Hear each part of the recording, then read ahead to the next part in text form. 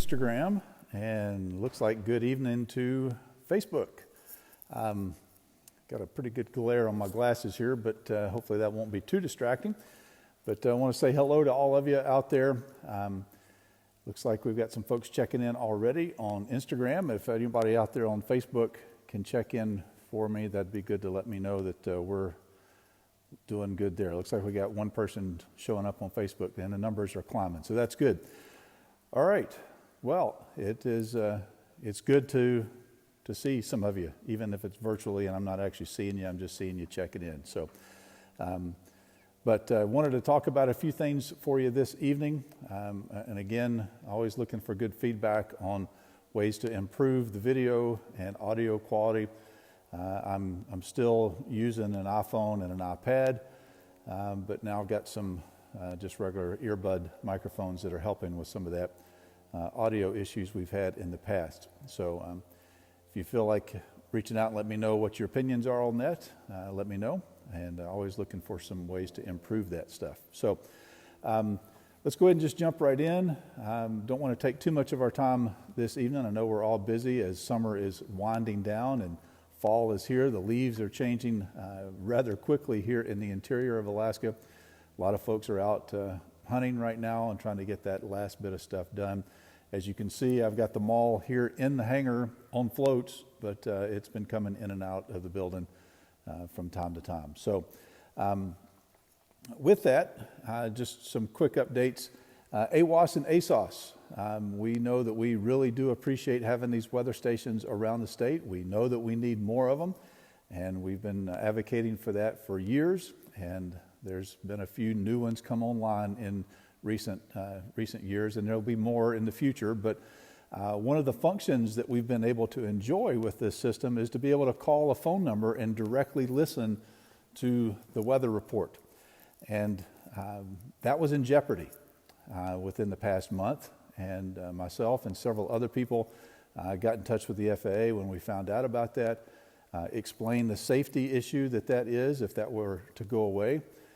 The FAA, in the end, agreed with us that it is important that we be able to call those stations directly because we're not always able to reach out to flight service. And a lot of times, flight service only has the same thing we can get on the internet, and that's only updated once an hour, unless it's a special weather observation.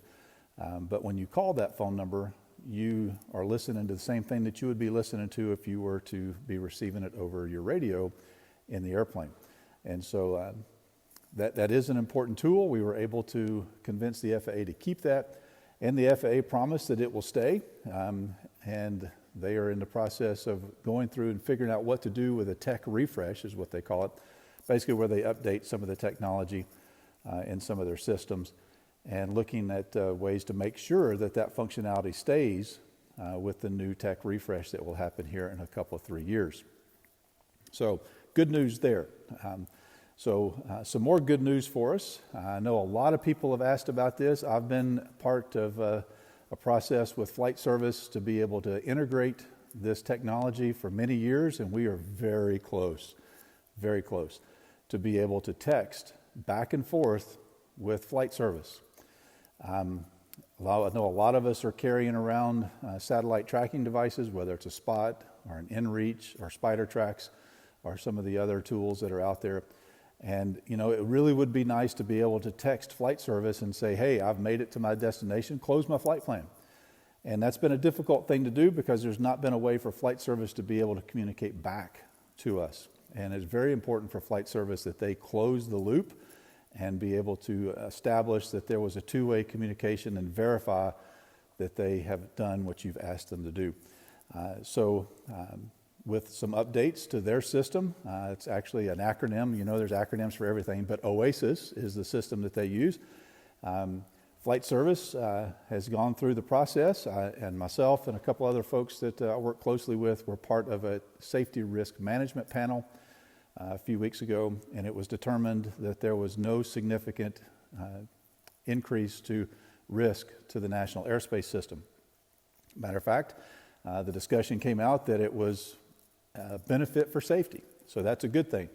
And so what we're looking at is doing some beta testing between now and the end of the year and probably into the first of the year, depending on how that beta testing goes. There's already been quite a bit of testing actually, but we're going to expand the scope of that testing here in the coming months. The goal is to be able to announce the functionality of that before next summer. And again, initially it's going to be kind of a phased rollout with the capabilities. It'll be to open and close flight plans here in the first round, and they're going to slowly implement different devices as they go, so they can make sure they don't overwhelm the system and that they can work out whatever bugs and kinks that it may be there as they pop up. So that's great news. I know a lot of you have asked me about that for years. We've been working on it, and I've got some great news to report that hopefully by next summer you'll be able to open and close flight plans with a satellite tracking device, or maybe even your cell phone by texting back and forth to flight service. The next phase of that would be to be able to file a flight plan via these devices instead of just opening and close them. And then we'll see where we go from there. We'll see how that works as we go along. So again, looking to see a lot of good names popping up here, a lot of folks joining us tonight. If you've got any questions, go ahead and type those in the comment section. I'll do my best to capture those and address them here this evening. And Andy, yep, that's right. It is fantastic news, and we're working to expand that scope to see if we can't be able to get more functionality with that. So, looking at the list a little bit further here, let's see, Quartz Creek. Actually, I was working some of this issue even today. Had a friend and a member reach out. There is a new cell phone tower very close to the runway at Quartz Creek down on the Kenai Peninsula, Cooper Landing area, if you're familiar with that part of the state.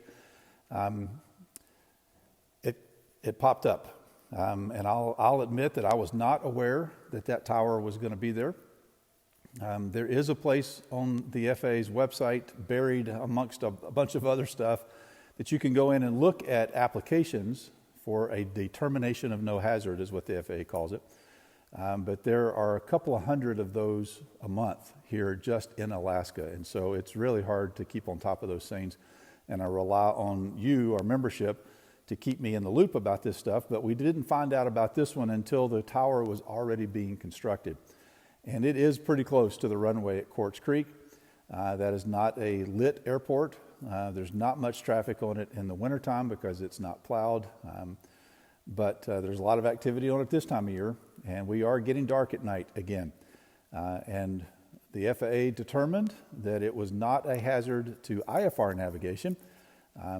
And there was a person that commented that they wanted to not have lights on the tower because they didn't want the light pollution at night.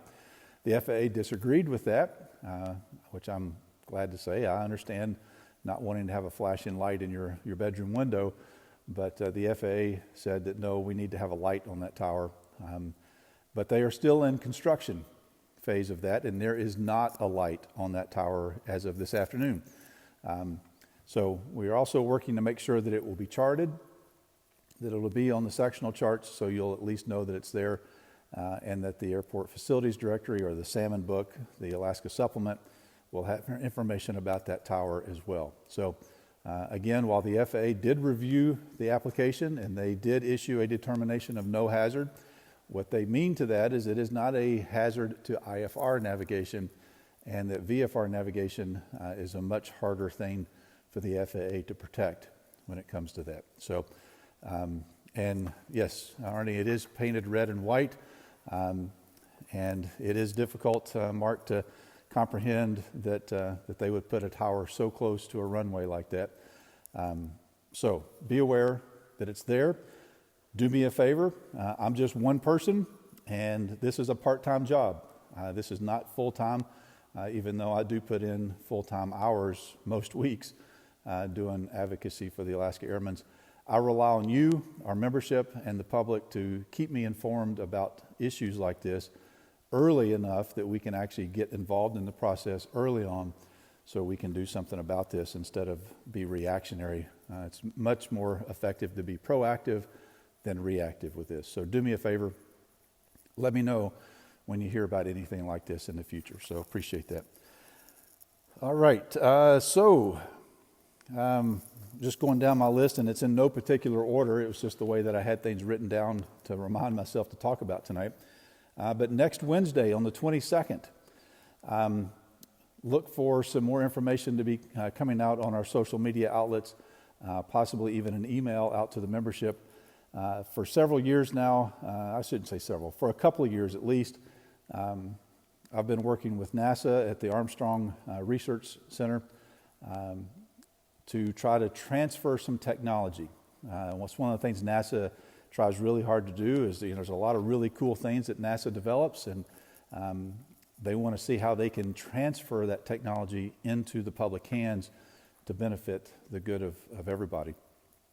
One of those technology transfers that NASA is looking to do is some CFIT information. Now, we know that from that acronym, CFIT's a big problem up here, controlled flight into terrain. Taking an airplane that doesn't have any mechanical issues, no problems with the engine or whatever, and it just flies into the ground for whatever reasons. That's been a major problem here in Alaska. And we know that a lot of our GPS devices will warn us when we get too close to terrain, right? Sometimes it's annoying and the thing just kind of goes off and turn that function off. But the screen will light up red and it'll say terrain, pull up. Well, sometimes pulling up is not the best option. Sometimes you actually need to turn left or right. And NASA has some technology that they helped develop for the F-16 that in that system, it would do more than just pull up. It would turn left or right to avoid terrain. But then if it got bad enough, it would actually take control over the aircraft, and it still does in the current F-16s. Take control of the aircraft and fly the airplane out of that bad situation. A lot of times it's because the pilot has G-lock, where they lost consciousness because of the G-factor and G-loads. So anyway, NASA is looking to transfer that technology to civilian users through commercial venues. Now, what that means is maybe Garmin, maybe ForeFlight, maybe WingX, maybe some of those other folks out there that have some of these apps that we all use would be interested in integrating some of that technology. NASA would like to show you what some of that stuff is and what it's capable of doing. So next Wednesday night at 6 p.m. Alaska time, on the 22nd, there's going to be an opportunity for you to join a virtual meeting. It'll be via Microsoft Teams, but to see a demonstration from the folks at the Armstrong Research Center there with NASA to demonstrate some of the capabilities. Now, they've asked for some Alaska-specific scenarios, and I've told them about Rainy Pass. I've told them about some of the other passes in the state. I've told them about Adigan Pass. Told them about going up Kinnick Arm, going up to Lake George, and then crossing over to Girdwood and coming back into Anchorage that way. So look for some Alaska-specific examples of how this technology will help us in the future if we can find somebody that's willing to integrate that into their current hardware, whether, again, it's ForeFlight or FlyQ or WingX or anything like that. The question, is it members only? It is not going to be members only. It's open to the public. There should be a link showing up on our social media outlets here in the next few days. Excuse me. So look for information there about how to log in and participate in that. Excuse me. And I'm sure that's very loud on the microphone. I wish there was a way to mute that, but my voice was going a little bit hoarse there. Sorry. So again, next Wednesday, the 22nd at 6 p.m. Alaska time, and we'll have more information for you as far as the specific details on social media coming in the next day or so. Let's see, Juneau. Boy, Juneau. Where do we start, right? Just finished up, pretty sure they finished up today, or they were supposed to finish up today, the third special session. Not much was accomplished.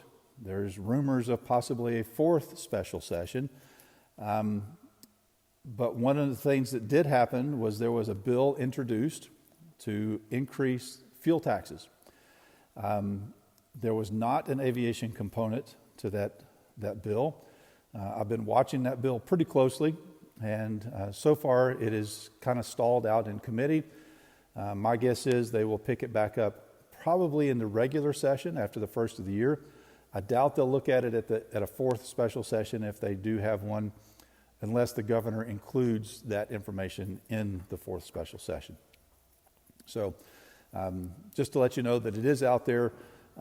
They're looking at it, trying to figure out what to do. And like I said, it stalled out in committee with this third special session. 5 years ago, we polled our members and asked, of the three choices, fuel tax, landing fees, or aircraft registration fees, which one would you consider to be less opposing, less of an encumbrance for you in your flying? And the overwhelming majority of you told us that a moderate fuel tax increase would be the preferred way to do that. When we go back and we look at the current fuel taxes, and we look at inflation, and we look at when that fuel tax amount was established, if we were to raise the fuel taxes quite a bit, we would still not be offsetting inflation from what those fuel taxes were back in the 80s. So again, we're watching that pretty close, and if anything does start to develop with that, I will be sure to let you know about it and get your input and feedback on that so we can make sure we're advocating for you to the best interest of our members. Let's see, speaking of more legislative stuff, you've probably heard some details about the infrastructure bill in Washington, D.C. A lot of uncertainty what's included with that and the scope of all that and how it's tied to other things that are happening in Washington, D.C., and how everybody's holding their pet legislation hostage to get other things that they want. But it does appear that there will be a significant infusion of money into aviation for infrastructure as a result of that infrastructure bill. The FAA is looking to see what it would include, what they can do with that money. A lot of it is going to go to airports. A lot of it's going to go to other infrastructure here in the state. We might get some weather stations out of it, no promises. We might get more ADSB ground stations out of it, but no promises. We're looking at improving airports around the state with better runways, more lighting, all that kind of stuff are possible options for what some of that money can be used for. Now, the good thing about that money is that it most likely will not be required to have a match.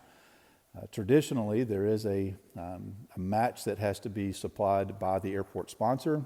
That would be the state of Alaska for most airports here in the state, but there are several municipal airports. I am based at a municipal airport here in Nenana. It is not a state DOT airport. And so what the problem has been in the past, when there's money available from the FAA, it's hard for the airport sponsor, whether it's the state or a municipality, to come up with a 5% match. And so while there may be money available from the FAA, it's hard to come up with the money to meet that match requirement. It appears that most of the funds available in the infrastructure bill that's being talked about in Washington, D.C. will not have a match requirement. So that is good news for us. We can get into the discussion of, how is the country going to afford to pay for all those things, and where's the money going to come from, and how all that's going to go, and we're not going to get into that here tonight, but that's what's being debated and argued in Washington, D.C. right now. So with every other piece of legislation, it's like, the phrase goes, it's like sausage making. Do you really want to know how it happens? Well, I think we do want to know how some of this happens, and I'm watching that for us and seeing how that works. So that's some potential good things for the state of Alaska, barring any significant issues with how that money is actually generated. So the last thing I had on my list for us this evening is an update on the R2206 expansion, which is just down the road from me here at Clear, and in the vicinity of Anderson, just north of Windy Pass, just north of Healy. If you know that there's been a huge TFR over that all summer long, the FAA is looking at making that TFR permanent with an expanded restricted area. There's a little bit of a holdup with that right now because part of the things that we advocated for as the Alaska Airmen, along with AOPA and several other groups, is that there needed to be more than just something on a chart. There needed to be something more than just NOTAMs, talked about when things are going to go hot with that airspace, because that radar is incredibly powerful. And you've heard me say the phrase, it will let the smoke out of your radio. If you're too close, it will do that. And so there was a stipulation in all that request from the military and the Department of Defense that they may need to turn that system on at high power at any time due to operational security or current events or any number of other reasons, which I totally understand. I mean, that radar is there as a way to have more warning and more time to be able to know what's happening when it comes for inbound missiles and everything else. And we need to make sure that that system is able to do its job.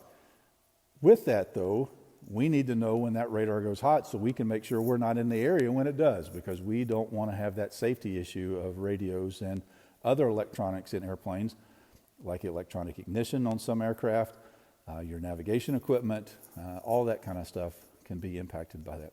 So we advocated for lights and a radio announcement, much like what happens over in the ranges in the J Park, back towards Allison Air Force Base, back towards Delta, back across down towards Fox and Glen Allen, the Fox MOA and all that, where you can reach the military on the radio and find out what the status is. And then there's a recording that plays when it's not active. We're looking at having something similar to that for R-2206, and the FAA and the military are going back and forth now as to what that system will really look like, and especially the lights. Where will they place the lights that will turn on when the airspace is going hot at those lower altitudes? Where will they place them? What color will they be? What pattern will they be flashing or rotating and all that kind of stuff? So they're working out the details. And so with that, it may delay the actual implementation of the permanent expansion of the restricted area. The goal was to have it charted by November, but if that system is not in place, I've advocated that they not activate the expanded restricted area until we have those mitigations in place. So I'll keep an eye on that and let you know how it goes along the way. So with that, that was all I had on my list, and I don't want to keep us too long because 20 minutes or so is about the sweet spot for keeping your attention. But I do encourage you to reach out to me. My email address and my personal cell phone number is actually listed on the Alaska Airmen's website, alaskaairmen.org. And let me know. As I mentioned earlier, I need to know what you know when you know it so we can do something about it. Okay, so do me a favor and keep me in the loop. Question here, next date for next year's gathering. It is traditionally the first weekend in May. And I don't have that right here in front of me, but that is the weekend we are shooting for, is the first weekend in May. This year was a little different because of a venue change and COVID and everything else, but we are still shooting for the first weekend in May. Speaking of the gathering, the raffle for the airplane, expect some exciting news in the very near future. I was hoping that I would have it available tonight to tell you about, but I don't. I know the information, I'm just not at liberty to tell you. I'm pretty excited about this year's airplane. I'm excited about every year's airplanes, and I'm a little bummed that I'm not eligible to buy tickets and win because of being a part-time employee of the Airmen. So this next raffle plane, you're going to want tickets for this one too. So stay tuned for more details about that. We'll announce it on social media and every place else. You won't miss it, I'm sure, when that announcement is made. So one more call for questions from anybody on Instagram or Facebook. It's good to, again, see these numbers of folks watching this. And then, of course, it will be posted to our YouTube channel probably tomorrow before lunch. And then you can go back and look at all of those on YouTube as well and archive them there. So another question for you, so an opportunity for feedback. Would you prefer that I live stream on YouTube as well? Trying to figure out what the right balance is, what the right venue and platform is for getting this information out to you once a month. But Again, appreciate you tuning in and watching. Appreciated the interaction and the questions. And again, if you've got any more questions along the line, feel free to reach out to me via email or just call my cell phone. And again, all that information is available on our website at alaskaairmen.org. Okay, with that, I'm going to say goodnight and go home and grab a bite to eat. So we'll see you next time.